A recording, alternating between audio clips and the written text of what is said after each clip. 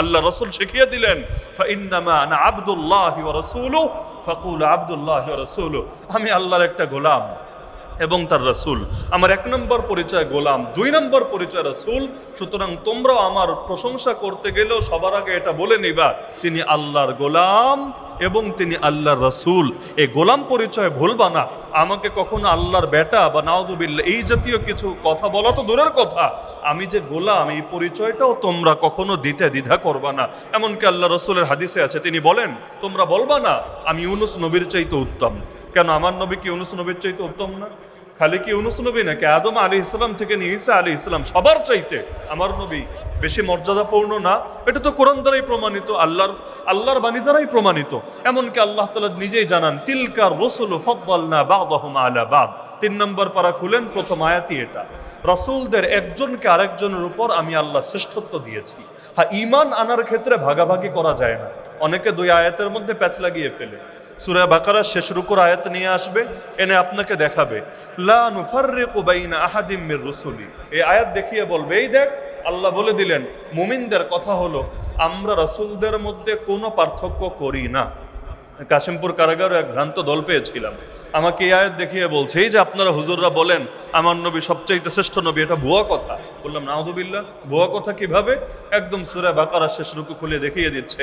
এই যে আল্লাহ বলে দিলেন ইমানদারদের কথা কি, আমানার রাসূলু বিমা উনজিলা ইলাইহি মির রাব্বিহি ওয়াল মুমিনুন। এই প্রসঙ্গে আল্লাহ জানালেন ইমানদারদের কথা হলো আমরা রাসূলদের মধ্যে কোনো পার্থক্য করি না। এই যে আপনারা পার্থক্য করেন, একজন বেশি শ্রেষ্ঠ আর একজন কম শ্রেষ্ঠ পার্থক্য করেন, তাহলে আপনারা তো আল্লাহর চাইতে বেশি বুঝেন, আপনারা ভণ্ড হুজুর। আমি বললাম আচ্ছা এটা কোন সূরার আয়াত? সূরা বাকারার আয়াত। ঠিক আছে, 3 নম্বর পারার প্রথম আয়াতটা বের করো, এটাও সূরা বাকারার আয়াত। কি আছে? তিলকার রাসূল ফাদ্দালনা বা'দাহুম আলা বা'দ। আল্লাহ বলেন আমি এক রাসূলকে আর এক রাসূলের উপর শ্রেষ্ঠত্ব দিয়েছি। এবং উদাহরণ দিয়ে আল্লাহ বলেন মিনহুম মান কাল্লামাল্লাহ, কেউ কেউ ডাইরেক্ট আল্লাহর সঙ্গে কথা বলেছেন, যেমন নবী মুসা আলাইহিস সালাম। ওয়া রাফা'a বা'দাহুম দারাজাত, আল্লাহ তাদের অনেককে অনেক উঁচু মর্যাদায় আসীন করেছেন। তো এখন 2 আয়াত মিলাও। কোরআন তো এক আয়াত কখনো আর এক আয়াতের সঙ্গে সাংঘর্ষিক হবে না, যে এই আয়াতে বললো একটা আর এক আয়াতে বললো উল্টাটা, সম্ভবই না। তাহলে এক জায়গায় পার্থক্য করতে না করা হলো, আর এক জায়গায় আল্লাহই পার্থক্যের কথা জানিয়ে দিল, তাহলে 2টা মিলায় বোঝো। তাহলে বুঝবা কিভাবে? কারণ ওই যে আয়াতটা সূরা বাকারার শেষ রুকুর আয়াত, আগের অংশ পরের অংশ দেখলেই বুঝে আসে, সেখানে আল্লাহ বুঝিয়েছেন ঈমান আনার ক্ষেত্রে আমরা ভাগাভাগি করি না।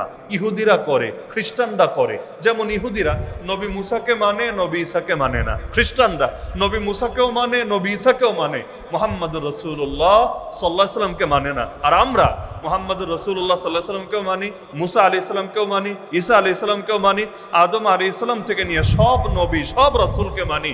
আমানতু বিল্লাহি ওয়া মালাইকাতিহি ওয়া কুতুবিহি ওয়া রাসূলিহি, সমস্ত নবী রাসূলের উপর আমরা ঈমান রাখি।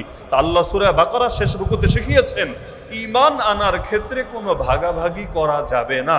কিন্তু মর্যাদাগত ভাগাভাগি এটা আমার আল্লাহরই দেওয়া ঘোষণা। তাহলে নবী কেন বললেন আমাকে ইউনুস নবীর চাইতে উত্তম বলবা না? তিনি কি উত্তম ছিলেন না? অবশ্যই ছিলেন। তো বলতে কেন নিষেধ করলেন? যে কারো সামনাসামনি প্রশংসার ক্ষেত্রে কিছু সীমা রক্ষা করতে হয়। অনেক কিছু বাস্তবতা হলেও এটা সামনাসামনি বলাটা সুন্দর দেখায় না, এজন্য আল্লাহ রাসূল আদব শিখিয়ে দিচ্ছেন।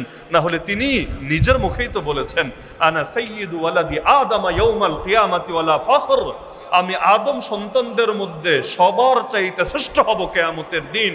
আর এটা কোনো গর্ব করে বলছি না, এটা বাস্তবতার ঘোষণা। এমনকি এখানেও আদব দেখেন, আদম সন্তানের মধ্যে শ্রেষ্ঠ না আদম আলাইহিস সালামের চাইতেও শ্রেষ্ঠ? আদম সন্তানদের মধ্যে শ্রেষ্ঠ না আদম আলাইহিস সালামের চাইতেও শ্রেষ্ঠ? কিন্তু নবীর বাক্য কি আমি আদম সন্তানদের মধ্যে সর্বশ্রেষ্ঠ হব। কেন? বললেই তো পারেন যে আমি আদম থেকে নিয়ে সব মানুষের চাইতে শ্রেষ্ঠ হব। আদব কাকে বলে দেখেন, আদম আলাইহিস সালাম তো পিতা, আদি পিতা না, সকলের পিতা না, বাপের সঙ্গে তুলনা চলে না। এমনকি বাপ যদি আপনার চাইতে মর্যাদার বিচারে নিচেও থাকে, হতেই পারে আপনি অনেক শিক্ষিত, আপনার বাপ এত শিক্ষিত না, আপনি অনেক পয়সাওয়ালা, আপনার বাপ এত পয়সাওয়ালা না, আপনি অনেক বড় নেতা আর আপনার বাপ কোনো চেয়ারম্যান মেম্বারও না, হতেই পারে। কিন্তু তারপরও যত যাই হোক বাপ কিন্তু বাপই বটে, বাপ কিন্তু বাপই বটে। আপনি বড় পীর হতে পারেন, একদম গাউস কুতুব হতে পারেন, আপনি শাইখুল হাদিস আল্লামা হতে পারেন, দেশসেরা বক্তা হতে পারেন, কিন্তু বাপের কাছে আপনি একজন সন্তানই বটে। এমনকি বাপ প্রয়োজনে, আপনি বয়স্ক অনেক সম্মানিত, তাতে কি প্রয়োজনে আপনার গায়ে হাতও তুলতে পারে। এজন্যই তো বাপের মর্যাদা এখানে। এ কারণে আল্লাহ রসুল নিজের বাপের সাথে নিজের তুলনা দিতে গেলেন না। তিনি বললেন না আমি আদমের চাইতেও শ্রেষ্ঠ, অথচ বাস্তবে তিনি তা আদমের চাইতেও শ্রেষ্ঠ। এটা হলো আদবের দিক। তো বলছিলাম হাসান বিন সাবিত আল্লাহ নবীর শানে এই যে কথা বললেন, তিনি সবার চাইতে সুন্দর, এরকম সুন্দর কাউকে তার চোখ দেখে নাই, কোনো নারী কোনোদিন জন্মও দেয় নাই, এবং তার সৌন্দর্যের মধ্যে কোনো ত্রুটি নাই। চাঁদের গায়েও তো দাগ আছে, সব সৌন্দর্যের মধ্যেই কিছু না কিছু খুঁত থাকে, সামান্য হলেও খুঁত থাকে, কিন্তু আল্লাহ রসুলের ব্যাপারে বলে দিচ্ছেন কোনো খুঁত নাই, কোনো ত্রুটি নাই, কোনো অসম্পূর্ণতা নাই, কোনো জায়গায় কোনো সমস্যা নাই। আল্লাহ রসুল সাল্লাহ সাল্লাম শুনে নারাজ হলেন না, অপছন্দ করলেন না, প্রতিবাদও জানালেন না, উল্টো অন্য সময় দোয়া দিলেন, যেটা বুখারীতেও আছে। কি দোয়া? আল্লাহুম্মা আইয়িদহু বিরূহিল কুদস, হে আল্লাহ আমার হাসানকে জিবরিলে আমিনের দ্বারা শক্তিশালী করেন। তাহলে কি বুঝলেন? আল্লাহ নবী স্বীকৃতি দিয়েছেন না অস্বীকৃতি জানিয়েছেন? স্বীকৃতি দিয়েছেন। নবীর চুপ থাকাও স্বীকৃতি, আর দোয়া করো তো আরো বড় স্বীকৃতি। তাহলে এজন্য আমরা বলতেই পারি আল্লাহ রসুল সাল্লাল্লাহু আলাইহি সাল্লাম সমস্ত মানুষের ভেতর সবচাইতে বেশি সৌন্দর্যের অধিকারী ছিলেন, বাহ্যিক সৌন্দর্যও ছিল সবচাইতে বেশি। এজন্যই তো সেই উক্তি হয়তো অনেকেই শুনেছেন যে মিশরের নারীরা ইউসুফ আলাইহিস সালামকে দেখে হাত কেটে ফেলেছিল। আরে ওরা যদি আমার নবীকে দেখতো, নিজের হাত না নিজের কলিজাই মনে হয় কেটে ফেলতো, নিজের অজান্তে নিজের উপরেই সে ছুরি চালিয়ে বসতো। আল্লাহ এই পরিমাণ সৌন্দর্য দিয়েছেন। এজন্য বিখ্যাত সাহাবী আব্দুল্লাহ বিন রাওয়াহা রাদিয়াল্লাহু আনহু আল্লাহ রাসূলের শানে কবিতা বলে তিনি বলেন, লাউ লাম তাকুন ফীহি আয়াতুম মুবিনা লাকানা মানজারুহু ইউমবিউকা বিল খাবারি। যদি এমন হতো আল্লাহর রাসূলকে আল্লাহ সুস্পষ্ট কোনো মুজিজাই দেয় নাই, যদি এমনও হতো, তবুও তাকে দেখতে পারাটা, তার চেহারা মোবারকটাই তোমাকে মূল বিষয়টা জানিয়ে দিত। অর্থাৎ তিনি যে সাধারণ কোনো মানুষ না, তিনি যে আর 10 জন 20 জন 1000 জনের মতো কোনো ব্যক্তি না, বরং তিনি যে বিশেষ কিছু, এটা শুধুমাত্র তার দৃশ্যটা, তাকে দেখাটাই তোমাকে এটা অবগত করে দিত। এজন্যই তো ইতিহাসের মধ্যে পাওয়া যায় আল্লাহ রাসূল সাল্লাল্লাহু আলাইহি সাল্লামকে দেখে পর্যন্ত অনেকে নিজের সিদ্ধান্ত পরিবর্তন করেছেন। যেমন তিরমিজি পড়লে বিখ্যাত সাহাবী যিনি একসময় ইহুদিদের বড় পণ্ডিত ছিলেন, আব্দুল্লাহ বিন সালাম রাদিয়াল্লাহু আনহু, তার উক্তি পাবেন। তিনি বলেন, লাম্মা কাদিমান নবী সাল্লাল্লাহু আলাইহি ওয়াসাল্লাম আল মাদিনা, আল্লাহর রাসূল যখন হিজরত করে মদিনায় আসলেন, জিতুহু লিআনজুরা ইলাই, আমি নবীকে দেখার জন্য গেলাম, ঈমান আনার জন্য না, দেখার জন্য। আপনার এলাকায় বড় কোনো রাজনৈতিক নেতা আসলে আপনিও দেখতে যাবেন, যদিও আপনি তার দল না করেন, মানুষ এটা কৌতূহল বশত দেখতে যায়, সবাই সবকিছু করা লাগে না। এমনকি আজকে যদি শেখ হাসিনা চলে আসে, যারা শেখ হাসিনার দল করে না তারাও দেখতে যাবে না, দেখি এতকাল পর আগের মতো আছে না শুকিয়ে গেছে, রোগা হয়ে গিয়েছে নাকি স্বাভাবিকই আছে, এটা মানুষের একটা কৌতূহলের জায়গা। তো তিনি বলেন আল্লাহ রসুল এসেছে শুনলাম, সবাই দেখতে যাচ্ছে, আমিও ভাবলাম এক নজর দেখে আসি লোকটা দেখতে কেমন, কি বলে না বলে। তিনি বলেন, ফালাম্মাস্তাবানতু ওয়াজহাহু, যখন তিনি আমার সামনে আসলেন আর তার চেহারাটা আমি স্পষ্টভাবে দেখলাম, আরাফতু আন্না ওয়াজহাহু লাইসা বিওয়াজহি কাযাব, চেহারা মোবারকটা দেখা মাত্রই আমি বুঝে ফেললাম এই চেহারা কোনো মিথ্যাবাদীর চেহারা হতেই পারে না। কোনো ওয়াজ শোনে নাই, কোনো বয়ান শোনে নাই, জাস্ট চেহারা মোবারক দেখেছে, চেহারা মোবারক দেখে বুঝে ফেলেছে এই চেহারা যার, তিনি কোনো মিথ্যাবাদী হতেই পারেন না। এমনকি আবু রিমসা তামিমি রাদিয়াল্লাহু আনহু বলেন, আতাইতুন নবী সাল্লাল্লাহু আলাইহি ওয়াসাল্লাম ওয়া মাই ইবনুন লি ফাআরাইতুহু ফালাম্মা রাআইতুহু কুলতু হাযা নবিয়ুল্লাহ। তিনি বলেন ওই নবী যখন আসলো আমিও গেলাম দেখতে আমার ছোট বাচ্চাটাকে নিয়ে, ছেলে সন্তানকে নিয়ে, যেই মাত্র তারে দেখলাম আমার বাচ্চারেও দেখালাম, ওই দেখা মাত্রই আমি নিজের অজান্তেই বলে উঠলাম, হাযা নবিয়ুল্লাহ, ইনি আল্লাহর নবী, অবশ্যই আল্লাহর নবী। তাহলে কি ছিল চেহারার মধ্যে আপনি চিন্তা করেন। এমনকি আল্লাহ রাসূল সাল্লাল্লাহু আলাইহি ওয়াসাল্লামের পরশ যারা একবার পেয়েছে, একবার মুসাফাহা করেছে, অথবা একবার নবী যার ভেতরে হাত বুলিয়ে দিয়েছে, এটাও তার ভেতরে এমন এক স্পন্দন জাগিয়েছে, এমন এক মুগ্ধতার দোলা দিয়ে গিয়েছে, মৃত্যু পর্যন্ত বলতে পারে নাই। আর অনেকের তো জিন্দেগি পরিবর্তন হয়েছে। ওই ঘটনা তো কম বেশি সবাই জানেন। এক সাহাবী তার ভেতরে জিনার আগ্রহ জাগলো, যুবক মানুষ আর জাগতেই পারে। আল্লাহ রসুলকে এসে বললো, ইয়া রাসূলুল্লাহ, আমি তো নিজেকে কন্ট্রোল করতে পারছি না, মনে হচ্ছে আমি জিনায় জড়িয়ে যাব। তো সুতরাং আপনার কাছে, আপনি তো রুহানি চিকিৎসক, আপনার কাছে আমি আমার রোগের কথা, সমস্যার কথা তুলে ধরলাম, আপনি কোনো সমাধান দেন। আল্লাহ রসুল দুইটা কাজ করলেন। প্রথমে বুদ্ধিবৃত্তিকভাবে, যৌক্তিকভাবে তাকে বুঝালেন, শোনো, তুমি কার সাথে জিনা করবে? তুমি যার সাথেই জিনা করো, তুমি জাস্ট এটা চিন্তা করো, তোমার মায়ের সাথে, তোমার বোনের সাথে, তোমার স্ত্রীর সাথে, তোমার মেয়ের সাথে অন্য কেউ জিনা করলে তোমার এটা সহ্য হতো? তোমার এটা ভালো লাগতো? সে বলল, আল্লাহর কসম, প্রশ্নই আসে না, আমি এটা কিছুতেই সহ্য করতে পারবো না। আল্লাহ নবী বোঝালেন, তাহলে দেখো, তুমি যার সাথে জিনা করবা সেও কারো না কারো মেয়ে, কারো না কারো বোন, কারো না কারো বর্তমানের বা ভবিষ্যতের স্ত্রী, কারো না কারো বর্তমানের ভবিষ্যতের মা। সুতরাং নিজের ব্যাপারে যেটা অপছন্দ করো, আর একজনের জন্য কিভাবে সেটা পছন্দ করতে পারো, যুক্তি দিয়ে বোঝালেন। কিন্তু এটা তো আপনারা ভালোই বোঝার কথা, মাথায় যখন শয়তানি ওঠে, যতই যুক্তি দেখানো হোক লাভ হয় না, বরঞ্চ তখন মানুষ অন্যায়ের দিকে ছুটতে থাকে অন্ধের মতো করে। বাংলাদেশে যত অপরাধী আছে, এরা কি বোঝে না যে এগুলো অপরাধ? কে বোঝে না? বোঝে না কে? আমাকে বলেন। সবাই বুঝে শুনেই অপরাধ করে। এমনকি কখনো এমন হয়, অপরাধ করতে যাওয়ার আগে তার বিবেক তাকে বাধা দেয়, কিন্তু থামতে পারে না, নিজেকে ফিরাতে পারে না, বরঞ্চ ঠিকই অপরাধে জড়িয়ে যায়। এজন্য আল্লাহ রসুল সাল্লাল্লাহু আলাইহি ওয়াসাল্লাম যুক্তি দিয়ে শেষ করলেন না। আল্লাহ রসুল তার হাতটা ওই সাহাবীর বুকের মধ্যে বুলিয়ে দিলেন, জাস্ট হাতটা বুলিয়ে দিলেন। কি যে ছিল সেই হাতের পরশে!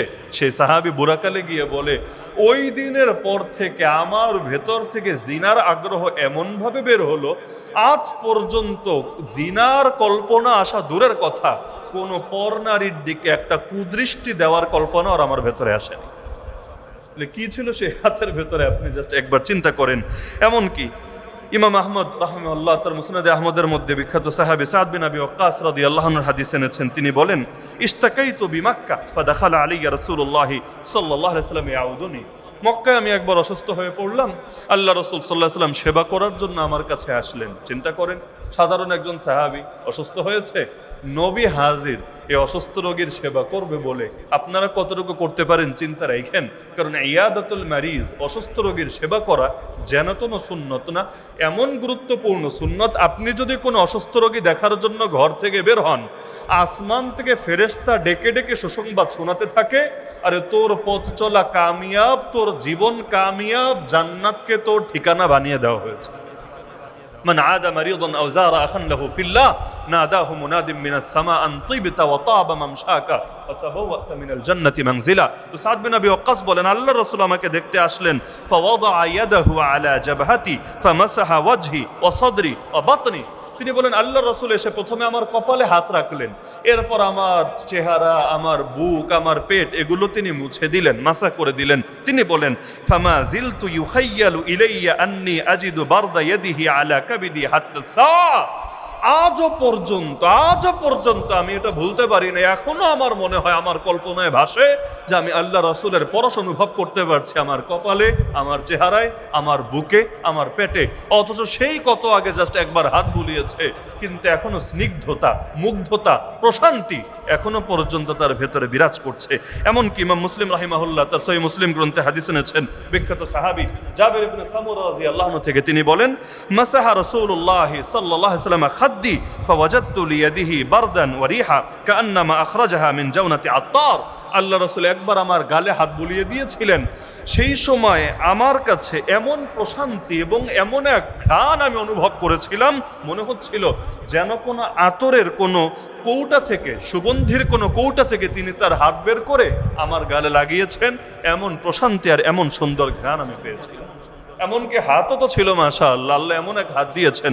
আল্লাহ রাসূল সাল্লাল্লাহু আলাইহি ওয়াসাল্লামের বিখ্যাত সাহাবী আনাস রাদিয়াল্লাহু আনহু 10 বছর যিনি নবীর খেদমত করেছেন, তিনি বলেন, যে হাদিসটা বুখারীতেও আছে, মুসলিমেও আছে, মা মাসাস্তু হারিরান ওয়ালা দিবাজান আলিয়ানা মিন কাফি রাসূলিল্লাহি সাল্লাল্লাহু আলাইহি ওয়াসাল্লাম। তিনি বলেন, জীবনে বহুত রেশমি কাপড় ধরেছি, বহুত নরম মোলায়েম কাপড় ধরেছি, কিন্তু আল্লাহর রাসূল সাল্লাল্লাহু আলাইহি ওয়াসাল্লামের হাতের চাইতে বেশি নরম কোন রেশম অথবা কোন নরম কাপড় আমি জীবনে স্পর্শ করি নাই। এত নরম ছিল তার হাত, আঘাত কিন্তু নরম ছিল না। হাত দিয়ে যখন আঘাত করতেন, আঘাতটা নরম ছিল না, আঘাত ছিল বড় ভয়ানক, কিন্তু এমনি হাতটা ছিল এত নরম। আপনি বলতে পারেন সাহাবী মনে আবেগে বলে ফেলেছে। আরে ভাই, আবেগ কয়দিন থাকে? আবেগ কয়দিন থাকে? 10-10টা বছর যখন একজনের ঘরে থেকে তার খেদমত করে, তখন আবেগের চাইতে বাস্তবতা তার সামনে বেশিই থাকে। আপনিও দেখবেন যারে অনেক মহব্বত করেন, একবার দেখা হলে আলাদা এক ধরনের অনুভূতি কাজ করবে। নিয়মিত তার সঙ্গে থাকেন, হয়তো ভালোবাসা অনেক বাড়বে, না হলে কমতে কমতে জিরোর কাছাকাছি আসবে। আপনি চিন্তা করবেন, হায় রে, ভাবলাম কি আর বাস্তবে পেলাম কি।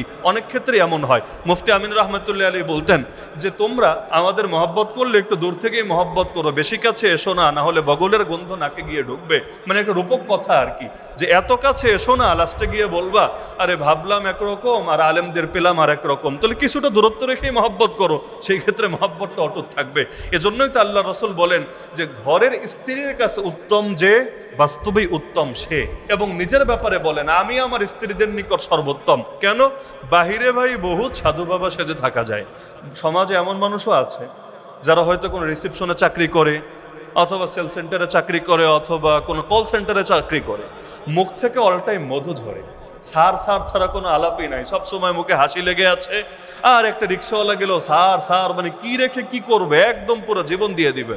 কিন্তু বাসায় গেলে মায়ের সাথে, বউয়ের সাথে, সন্তানের সাথে এমন ব্যবহার করে, মাঝে মাঝে সন্দেহ লাগে এটা মনে হয় মানুষ না কোনো অমানুষের জাত বলে। হয় না অনেক সময় এরকম? বাইরে একরূপ, ভেতরে আর একরূপ। বহুত নারী এমন আছে কর্পোরেট সেক্টরে চাকরি করে, অফিস আদালতে যেহেতু টাকা পায়, সে এখানে বেতন পায়, এজন্য মাশাআল্লাহ সার্ভিস দিতে, খেদমত করতে, অল টাইম মুখে হাসি রাখতে, সব কিছু করতে তার দ্বিধা নাই। তো ঘরে এসে যখন স্বামীর খেদমত করে, স্বামী ভরণ পোষণ দেয়, পয়সা তো আর আলাদা করে মাস শেষে বেতন দেয় না, এজন্য সেই সময় দেখা যায় মেজাজটা খিটখিটে হয়ে থাকে। সারাদিন অফিস করে আসার পর প্রয়োজন নাই, তারপরও ঝগড়া ঝাঁটি করতেই থাকে। এটা খুব স্বাভাবিক ব্যাপার বটে। এজন্য বহুত মানুষ এমন যাদের বাহিরে একরূপ, ভেতরে আরেক রূপ। রবিউল আউয়াল মাস আমাদের একেবারে সন্নিকটে, যেই মাসের সঙ্গে আল্লাহ রসুল সাল্লাল্লাহু আলাইহি ওয়াসাল্লামের জীবনের অনেক স্মৃতি জড়িয়ে আছে। রসুলুল্লাহর জন্ম, রসুলুল্লাহর ওফাত, রসুলুল্লাহর হিজরত। আল্লাহ ভালো জানেন কি লুকিয়ে আছে এই মাসের ভেতরে, যার কারণে রসুলের জীবনের এতগুলো গুরুত্বপূর্ণ বিষয় কাকতালীয়ভাবে সংঘটিত হলো এই মাসে। মাস তো আরও ছিল, রমাজানের মতো মাস ছিল, মহররমের মতো মাস ছিল, কতই তো গুরুত্বপূর্ণ মাস ছিল। কিন্তু আল্লাহর হিকমত কি, এটা আল্লাহই ভালো জানেন যে রবিউল আউয়াল, আরবিতে রবি শব্দের অর্থই হলো বসন্ত। বসন্তের মাস দুইটা, প্রথমটাকে বলে রবিউল আউয়াল, আউয়াল মানে প্রথম, আর দ্বিতীয়টাকে বলে রবিউল সানি, সানি মানে হলো দ্বিতীয়। তার মানে বসন্তের প্রথম মাস, বসন্তের দ্বিতীয় মাস। তো নামেও যেমন বসন্ত, আল্লাহ বানিয়ে দিলেন বসন্ত। এমন এক রাসূলকে পাঠালেন এই মাসে, যিনি গোটা পৃথিবীর জন্য বসন্ত হয়ে আসলেন। এবং আলহামদুলিল্লাহ, যেভাবে বসন্ত আসলে গোটা দুনিয়াটা সুন্দর হয়ে যায়, একইভাবে তার আগমনের দ্বারাও এই পৃথিবীটা সুন্দর হয়েছিল আলহামদুলিল্লাহ। তো যেহেতু রবিউল আউয়ালের সঙ্গে আল্লাহ রসুলের জিন্দেগির অনেকগুলো বিষয় সম্পৃক্ত, এজন্য আমরা চেষ্টা করব যতদিন পর্যন্ত বসন্তের 2 মাস শেষ না হয়, এখনো তো শুরুই হয় নাই, এরপর রবিউল আউয়াল, রবিউল সানি, আমরা ইনশাআল্লাহ রাসূলুল্লাহ সাল্লাল্লাহু আলাইহি ওয়াসাল্লামের শান নিয়ে এবং তার জীবনের বিভিন্ন গুরুত্বপূর্ণ অধ্যায় নিয়ে ধারাবাহিক আলোচনা করতে থাকবো ইনশাআল্লাহ। হ্যাঁ, মনে রাখা দরকার, আমাদের সিরাত চর্চা বা নবীর জীবনের চর্চা শুধু যাতে কোনো মাসের সঙ্গেই সীমাবদ্ধ না থাকে। কারণ আল্লাহ রসুলকে আমাদের লাগবে, সারা বছর লাগবে, প্রতিটা মাসে, প্রতিটা সপ্তাহে, প্রতিটা দিনেই লাগবে।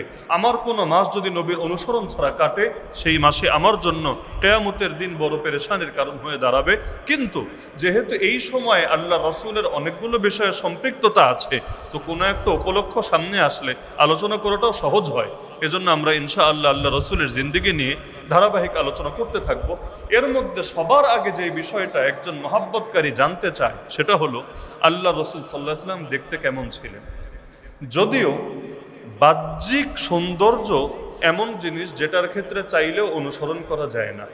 আল্লাহ রসুল সাল্লাল্লাহু আলাইহি ওয়াসাল্লামের চেহারার আকৃতি যেমন ছিল, তার অঙ্গ প্রত্যঙ্গ যেমন ছিল, আমরা চাইলেও আমাদের চেহারা অঙ্গ প্রত্যঙ্গকে ওই সাইজের বা ওই আকৃতির বানাতে পারবো না, এটা আমাদের সাধ্যের কথা না। কিন্তু এরপরও যে যাকে মহব্বত করে, সে তার ব্যাপারে বিস্তারিত জানার চেষ্টা করে, তার প্রতিটা জিনিস যেটা অনুসরণ করা সম্ভব সেটাও জানতে চায়, যেটা অনুসরণ করা সম্ভব না মহব্বতের খাতিরে সেটাও জানতে চায়। ওই যে অনেকে আছে তুরস্কে কখনো গেলে তুরস্কের মিউজিয়ামে সংরক্ষিত আল্লাহ রসুল সাল্লাহ সাল্লামের চুল মোবারক দেখতে যায়। কেন? দেখার মধ্যে কি এমন বৈশিষ্ট্য আছে? এটা দেখলে কি ফরজ পালন হবে না সুন্নত পালন হবে? না, মহব্বত এত নীতি কথা মেনে চলে না, মহব্বতের বিষয়টাই আলাদা বটে। এজন্য মহব্বতকে স্বাভাবিক নিয়ম নীতির ভেতর ফেলা যায় না। তো যারাই নবীকে ভালোবাসে, স্বাভাবিক তো এটাই, আল্লাহ রসুল সাল্লাল্লাহু আলাইহি সাল্লামের প্রতিটা জিনিস সম্পর্কেই জানার আগ্রহ তাদের ভেতরে থাকবে। এর মধ্যে আল্লাহ রসুলকে তো আল্লাহ রাব্বুল আলামিন এমন সৌন্দর্য দিয়েছিলেন, বাহ্যিক সৌন্দর্য, আধ্যাত্মিক সৌন্দর্য তো আছেই, বাহ্যিক সৌন্দর্য এত বেশি দিয়েছিলেন। হাসান বিন সাবিত রাদিয়াল্লাহু আনহু সেই প্রসিদ্ধ কবিতাই বলেছিলেন, ওয়া আহসানা মিনকা লাম তারা কাত্তু আইনি ওয়া আজমালা মিনকা লাম তালিদিন নিসাউ খুলিকতা মুবাররাআন মিন কুল্লি আইবিন কান্নাকা কাদ খুলিকতা কামা তাশাউ।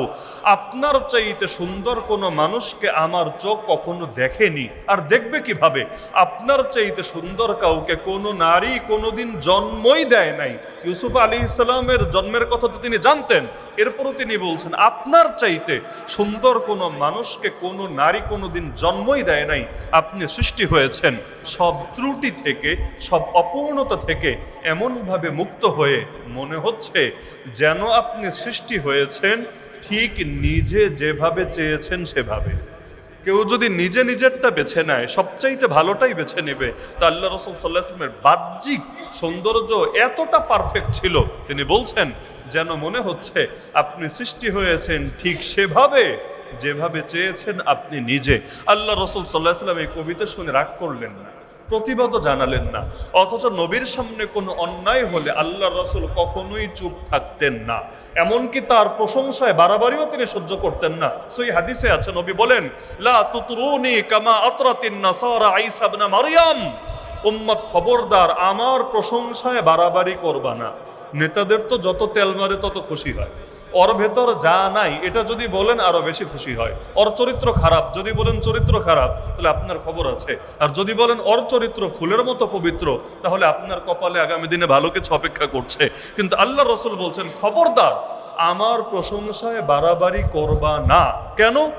কারণ খ্রিস্টানরা ধ্বংস হয়েছিল এ কারণে তারা নবী ঈসা আলাইহিস সালামের শানে প্রশংসা করতে গিয়ে বাড়াবাড়ি করেছিল, বাড়াবাড়ি করতে গিয়ে তাকে আল্লাহর পুত্র বানিয়ে ফেলেছিল। নাউযুবিল্লাহি মিন যালিক। তারা চিন্তা করেছে আল্লাহর গোলাম বললে, গোলাম, আরে গোলাম তো স্বাভাবিক জিনিস, এটা নবীর শানে অমর্যাদা হয়, এজন্য নবীকে আল্লাহর পুত্র বলেছে। আমার সামনে বাচ্চা কাচ্চা যারা আছেন বা কিশোর তরুণ যারা আছেন, তাদেরকেও যদি জিজ্ঞেস করি যে কারা কারা বাইরের মানুষকে সালাম দেন, অধিকাংশই হাত তুলবে। যে নিয়মিত না দিলেও আলহামদুলিল্লাহ, অনিয়মিত হলেও আমরা সালাম দেই, মুরব্বীদেরকে দেই, হুজুরদেরকে দেই, অনেককেই আমরা সালাম দেই। কিন্তু যদি আমি জিজ্ঞেস করি নিজের মা বাবাকে সালাম দেন, এরকম কয়জন আছেন?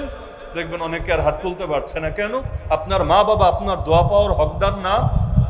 আপনার মা বাবা আপনার দোয়া পাওয়ার হকদার না? সালাম মানে তো শান্তির দোয়া, শান্তির দোয়ার সবচাইতে বড় হকদারি তো আপনার মা, আপনার বাবা। তো দুনিয়া সবাইরে সালাম দিয়ে উল্টায় ফেলেন, চেনেন না জানেন না, তারেও দেখলে সালাম দিতে থাকেন, আর মাকে সালাম দেন না, বাপকে সালাম দেন না। কিসের সন্তান আপনি? নাকি সবার জন্যই শান্তি চান, শুধু নিজের ঘরের মানুষগুলোর জন্য শান্তি চান না? এজন্যই বাইরে শান্তি আর ঘরে কোনো শান্তি নেই। বহু লোক আছে রাত 12টা পার হয়তো ঘরে ফিরতে চায় না, ঘরে ভাল লাগে না। চায়ের দোকানে মজা, অফিস আদালতে মজা, আড্ডাখানায় মজা, বাজারে মজা, ঘরে তার মজা লাগে না। অথচ আল্লাহ রসুল তার কত সাহাবীকে উপদেশ দিতেন, ওয়ালিয়াসআকা বাইতুক, তোমার ঘর যেন তোমার জন্য প্রশস্ত হয়ে যায়। মানে ঘরে বেশি টাইম থাকবা, ফিতনা কম হবে, গুনাহ কম হবে। আর বাজার তো সবচেয়ে খারাপ জায়গা। আবগাদুল বিলাদি ইলাল্লাহি আসওয়াকুহা, আল্লাহ রসুল বলেন আল্লাহর কাছে সবচেয়ে ঘৃণিত জায়গা হলো বাজার। বাজারে থাকলে ইচ্ছা অনিচ্ছায় পাপ হতেই থাকবে, হতেই থাকবে। এরপরও বহু লোক আছে ঘরে ভাল লাগে না, বাইরে ভাল লাগে। বাইরে সালামের আমল করে, কিন্তু ঘরে আর কোনো সালাম কালাম নাই, ঘরের মধ্যে তো শান্তিও ঢোকে না। ঘরে ঢোকার সময় কয়জন বিসমিল্লাহ বলে ঢোকেন আমাকে বলেন? মসজিদে ঢোকার আগে মাশাআল্লাহ এক একজন পীর সাহেব শুধু বিসমিল্লাহ না, বিসমিল্লাহ ওয়াসসালাতু ওয়াসসালামু আলা রাসূলিল্লাহ আল্লাহুম্মা ইফতাহ লি আবওয়াব রাহমাতিক, পারলে আরো 10টা 20টা দোয়া পড়ে। ঘরে ঢোকার সময় বিসমিল্লাহ বলে কয়জন ঢোকেন? অথচ হাদিসে আছে বিসমিল্লাহ বলে যদি ঘরে না ঢোকে, সে একা ঢোকে না, সঙ্গে শয়তানও ঢুকে পড়ে ঘরে। শয়তান ঘরে ঢোকার পর কি করবে এটা তো বোঝেনি ভালো। শয়তান যদি ঘরে ঢোকে, ঘরের খুব কল্যাণ হবে না? ঘরের খুব ফায়দা হবে না? তো শয়তান ঘরে ঢোকার পর যে বেবরকতি, যে ঝগড়াঝাটি, যে পাপাচার সৃষ্টি করে, এগুলোর ফলে আমরা দৈনন্দিন জীবনে পেয়ে থাকি। এজন্য বাইরে এত দোয়া, অন্য জায়গায় এত দোয়া, নিজের ঘরে দোয়ার খবর নাই। এজন্য দুইটা নিয়ত আজকে থেকে করে ফেলেন, যখনই ঘরে প্রবেশ করব সালাম দিয়ে প্রবেশ করব। নিয়ত করতে পারবেন তো ইনশাআল্লাহ? ঘরে যদি একজন মানুষ না থাকে তাও সালাম দিবেন। বলবেন তাহলে আবার কারে সালাম দিব? কেন ঘরে জিন নাই, ঘরে ফেরেশতা নাই? আমরা আসসালামু আলাইকুম বলি কেন? কুম্মানি বুঝেন? কুম্মানি হলো তোমাদের, তোমাদের উপর শান্তি বর্ষিত হোক। তাহলে একজন মানুষকে যদি সালাম দেই তাহলে তোমাদের না বলে তোমার বলা দরকার ছিল না, তোমার, তোমার বা আপনার উপর শান্তি বর্ষিত হোক। এখানে তো তোমাদের বা আপনাদের বলার দরকার নেই, মানুষ একজন। আমাকে কয়দিন আগে একটা বাচ্চা প্রশ্নও করেছে যে আমরা আসসালামু আলাইকুম কেন বলি? একজন হলে তো আসসালামু আলাইকা বললেও হয়, নতুন আরবি শিখেছে, এখন আরবির নিয়ম সে বুঝে ফেলেছে যে কামানি হলো একজন আর কুম্মানি হলো অনেকজন। তাহলে আসসালামু আলাইকুম কেন বলি? সামনে তো একজন, কা বললেও তো হতো।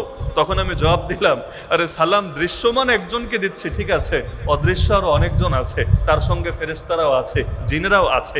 এমনকি এই যে নামাজে সালাম ফিরাই না, ডাইন দিকে একবার আসসালামু আলাইকুম রহমতুল্লাহ, বাম দিকে আরেকবার আসসালামু আলাইকুম রহমতুল্লাহ। আমরা নিয়াতের মধ্যে কিন্তু সবগুলো নিয়াতই রাখি, আমরা নিয়াতে সবগুলোই রাখি।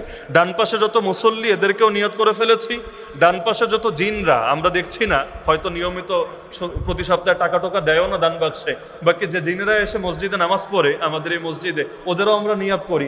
আর রহমতের যত ফেরেশতা আছে আমরা ওদেরকেও নিয়াত করি। একইভাবে বাম দিকে সালাম দেওয়ার সময়ও আমরা উভয়টা নিয়াত করি। এজন্য ঘরে যখন যাবেন মাথায় রাখবেন, ঘরে যদি কেউ না থাকে তারপরও সালাম দিবেন, বরকত পাবেন ইনশাআল্লাহ। আর অবশ্যই বিসমিল্লাহ বলে ঢুকবেন। এই দুইটা নিয়াত একদম বাচ্চা থেকে নিয়ে মুরব্বী সকলে করে ফেলেন। ঘরে যখনই ঢুকবো বিসমিল্লাহ বলে ঢুকবো ইনশাআল্লাহ। ঘরে যখনই ঢুকবো অবশ্যই সালাম দিয়ে ঢুকবো ইনশাআল্লাহ। আর আমার সালামের সবচাইতে বড় হকদার আমার ঘরের লোকেরা, বাইরের লোক পরে। শান্তি আমার ঘরে লাগবে সবার আগে। এজন্য স্বামী স্ত্রীকে সালাম দিবে, স্ত্রী স্বামীকে সালাম দিবে, বাপ সন্তানকে সালাম দিবে, সন্তানও বাপকে সালাম দিবে। তাহলে সালাম পাওয়ার অপেক্ষায় থাকবেন না, সালাম দেওয়ার অপেক্ষায় থাকবেন। নবী বলেন যে আগে সালাম দেয়, আমি গ্যারান্টি দিলাম সে অহংকার থেকে মুক্ত। আর অহংকার থেকে মুক্ত মানে জান্নাত কনফার্ম। কারণ ন্যূনতম অহংকার থাকলে আপনি জান্নাতে যেতে পারবেন না। তো নবী গ্যারান্টি দিচ্ছেন আল বাদিউ বিস সালাম বারি মিনাল কিবর। যারা আগে সালাম দেয় তারা অহংকার থেকে মুক্ত। পরে সালাম দেওয়া মানে অহংকার থেকে মুক্ত না, বরং এটা অহংকারের আলামত। বহু লোক এমন আছে অপেক্ষায় থাকে, আর একজন সালাম না দিলে রাগ করে। রাগ করে কেন? কারণ সে ভাবে এটা আমার প্রাপ্য। এই যে বরত্ব তোমার ভেতরে ঢুকেছে, এইটাই ভাই অহংকার। আর যদি তুমি ছোটকেও সালাম দিতে পারো, অধীনস্থকেও সালাম দিতে পারো, এটা হলো বিনয়। আল্লাহ রসুলকে লোকে কমই সালাম দিতে পারতো, অপেক্ষা করেও পারতো না। কেন? আল্লাহ রসুলের চাইতে আর বড় কে আছে? আল্লাহ রসুলের চাইতে আর বড় কে আছে? এমনকি রাসূলের পরশে যারা আসে তারাও তো যায় বড় হয়ে। যেমন আম্মা জান আয়েশা রাদিয়াল্লাহু আনহা, আবু বকর রাদিয়াল্লাহু আনহু মেয়ে না? বংশগত বিবেচনায় তিনি তার মেয়ে, কিন্তু ঈমানগত বিবেচনায় আবু বকর উল্টো আয়েশার ছেলে। বলবেন কিভাবে? বাপ আবার ছেলে হলো কিভাবে? কারণ উম্মুল মুমিনিন, উম্মুল মুমিনিন সমস্ত ইমানদারদের মা, সমস্ত ইমানদারদের মা। সমস্ত ইমানদারের মধ্যে আবু বকর নাই, ওমর নাই, ওসমান নাই, আলী নাই। তাহলে ইমানের বিবেচনায় আল্লাহ রসুল সাল্লাল্লাহু আলাইহি ওয়াসাল্লামের পরশে এসে ওই নারীটাও এত দামি হয়েছে যে তিনি সমস্ত ইমানদারদের জন্য মা হয়ে গিয়েছেন। এজন্যই তো নবীর ওফাতের পরও তার স্ত্রীদের বিয়ে করা যায় না। অনেকগুলো কারণ, এর মধ্যে এটাও একটা রহস্য বটে। কারণ মাকে আবার সন্তান বিয়ে করবে কিভাবে? মাকে আবার সন্তান বিয়ে করবে কিভাবে? আর আল্লাহ রসুলের স্ত্রীরা দুনিয়াতেও নবীর স্ত্রী, আখিরাতেও নবীর স্ত্রী। এখন অন্য কারো সঙ্গে যদি বিয়ে হয় তাহলে হাদিসে তো আছে আল মারআতু লিআখিরি আজওয়াজিহা, নারী তার সর্বশেষ স্বামীর সঙ্গে জান্নাতে থাকবে, সর্বশেষ স্বামীর সঙ্গে। তো এখন যদি অন্য কেউ নবীর কোন স্ত্রীকে বিয়ে করে তাহলে জান্নাতে সে তো আর নবীর সঙ্গে থাকার সৌভাগ্য পাবে না, বরঞ্চ অন্য কারো সঙ্গী হবে। অথচ আল্লাহ রসুল বলেন তারা দুনিয়াতেও আমার সঙ্গী, জান্নাতেও আমার সঙ্গী। আল্লাহ রসুলের ঘোষণা। তাহলে বলছিলাম যে আনাস রাদিয়াল্লাহু আনহু 10 বছর খেদমত করেছেন, শুধু আবেগ না, বাস্তবতার জায়গা থেকে তিনি বলছেন আল্লাহ রসুলের হাতের চাইতে বেশি নরম, বেশি মোলায়েম, বেশি কোমল কোনো স্পর্শ আমি পাই নাই। ওয়ালা শামামতু মিসকান ওয়ালা আম্বারান আতিয়াবা মিন রিহি রাসূলিল্লাহি সাল্লাল্লাহু আলাইহি ওয়াসাল্লাম। আর আল্লাহ রসুলের গা থেকে যে ঘ্রাণ আসতো, ন্যাচারাল ঘ্রাণ, এটা এত বেশি ঘ্রাণ ছিল, এর চাইতে সুঘ্রাণযুক্ত কোনো মিশকে আম্বর অথবা অন্য কোনো আতর আমি কখনোই অনুভব করি নাই। সুবহানাল্লাহ, এমন এক ঘ্রাণ ছিল। এজন্য তো অনেক নারী এমনও হতো, যেমন আনাস রাদিয়াল্লাহু আনহু মা আল্লাহ রসুলের আত্মীয় বটে। আল্লাহ রসুলের ঘাম পর্যন্ত আতরে শিশির মধ্যে ভরে রাখতেন। কেন? কারণ সেটা ছিল এত দামি খুশবু এবং এত সুঘ্রাণযুক্ত খুশবু, পৃথিবীর কোনো বাজারে এত দামি খুশবু কখনোই পাওয়া যেত না এবং যাওয়ার কথা কল্পনাও করা যেত না। তাহলে এই সমস্ত গুণের দিক থেকে এমনকি নবীকে যারা দেখত, যারা চিনতো না, জানতো না, প্রথমবার দেখতো, তারাও সকলে বুঝতো যে সে এমন এক সৌন্দর্যের সামনে দাঁড়িয়ে আছে যেটা আসলে ভাষায় প্রকাশ করা সম্ভব না। যদিও একটা ব্যাপার হলো, যারা হাদিসের কিতাব পড়েছেন, বিশেষ করে শামাইলের কিতাব, এটা জানেন আল্লাহ রসুলের দৈহিক সৌন্দর্যের বিবরণ খুব কম সাহাবী দিয়েছেন। আপনি আপনার মাকে অনেক দেখেছেন, বাবাকে অনেক দেখেছেন, কিন্তু আপনি নিজের বাবার মায়ের সৌন্দর্য কয়বার কয়জনের সামনে নিজের ভাষায় উদ্ধৃত করতে পেরেছেন?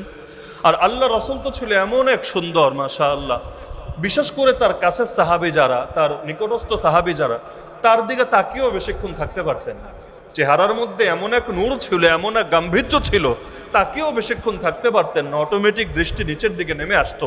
এজন্য খুব কম সাহাবী আল্লাহ রসুল সাল্লাহ ইসলামের সৌন্দর্য নিজেদের ভাষায় ফুটিয়ে তোলার সাহস করেছিল। সাহস না হলে, সবচাইতে বেশি হাদিস বর্ণিত হয়েছে কার থেকে? আবু হুরায়রা রাদিয়াল্লাহু আনহু থেকে। তিনি নবীর সোহবত পেয়েছেন কয় বছর? মাত্র 3 বছর। অপরদিকে আবু বকর রাদিয়াল্লাহু আনহু নবীর সোহবত তো বলতে গেলে সবচাইতে বেশি পেয়েছেন। একদম সেই নবী হিসাবে প্রকাশিত হওয়ার আগ থেকেই সোহবত শুরু। একদম গুহার মধ্যে বলেন, আর মক্কায় বলেন, আর মদিনায় বলেন, একান্তে এত সোহবত পেয়েছেন। অথচ তার থেকে মাত্র 2 ডজনের কিছু বেশি হাদিস বর্ণিত আছে। এত কম কেন? আবু হুরায়রা রাদিয়াল্লাহু আনহু যদি 3 বছরে প্রায় 5,500 বলতে পারে, ওনার তো তাহলে 23 বছরে অন্তত 50,000 হওয়ার কথা। তাহলে এই 24, 25, 26টা হাদিস কেন? এর বড় একটা কারণ হলো নবীর সাহাবীরা নবীর ব্যাপারে হাদিস বলতেও ভয় পেতেন। না জানি বলতে গিয়ে কোনো শব্দ কম হয়ে যায়, না জানি বেশি হয়ে যায়, না জানি এর জন্য কিয়ামতের দিন আমাকে ধরা খেতে হয়, আল্লাহর নবী নারাজ হয়ে যায়, এই ভয়ের কারণে। এমনকি আব্দুল্লাহ বিন মাসউদ রাদিয়াল্লাহু আনহু হাদিস বলতে গেলে ঘেমে যেতেন, শীতের দিনে ঘেমে যেতেন, চেহারা লাল হয়ে যেত, আর চিন্তা করতেন, হায় রে, নবীর নামে বলছি, যদি কথা একটু এদিক সেদিক হয় আমার জন্য তো জাহান্নাম অপেক্ষা করবে। কারণ নবীর নামে হাদিস চালানো মানে ইসলামের মধ্যে নতুন কিছু ঢোকার রাস্তা খোলা। অথচ আজকাল কত বাঙালি, আল্লাহ মাফ করুক, মূর্খ, পড়াশোনা নাই, কিচ্ছু নাই, যা মনে চায় নবীর নামে চালাতেই থাকে। যদি গিয়ে ধরেন, এই বেটা এটা জাল হাদিস তুই বললি কেন, আপনারে এমন একটা হাসি মেরে বলবে আমি জানতাম না। তার মানে না যাই না নবীর নামে যা ইচ্ছা বলা যায়। অথচ প্রধানমন্ত্রীর নামে যা ইচ্ছা বলা যায় না, একদম জেলে নিয়ে যাবে, নেবে না। একজন বড় নেতার নামে যা ইচ্ছা বলা যায় না, আপনার বাসায় মব হামলা চালিয়ে দিবে, আপনারে ধরে পিটানি শুরু করে দিবে।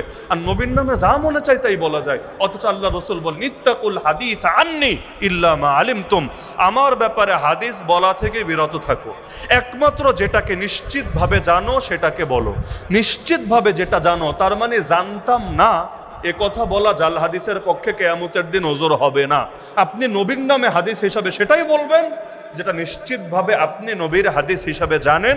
আপনি জানেন এটা বুখারীতে আছে, না হলে মুসলিমে আছে, না হলে অমুক কিতাবে আছে, সনদ সহি, আলেমরা সহি হিসাবে মেনেছেন, জাস্ট এটা বলেন। আকবাইরা বলতে যায়েন না, হ্যাঁ ভালো কথা বলেন, সমস্যা নাই, তো নবীর নামে চালাতে যায়েন না, না হলে কিয়ামতের দিন এটাও আপনার জাহান্নামে যাওয়ার জন্য যথেষ্ট হতে পারে। আল্লাহ রাসূল বলেন, যে ব্যক্তি আমার নামে বলে আমি যা বলি নাই, সে যেন জাহান্নামকে নিজের ঠিকানা বানিয়ে নেয়।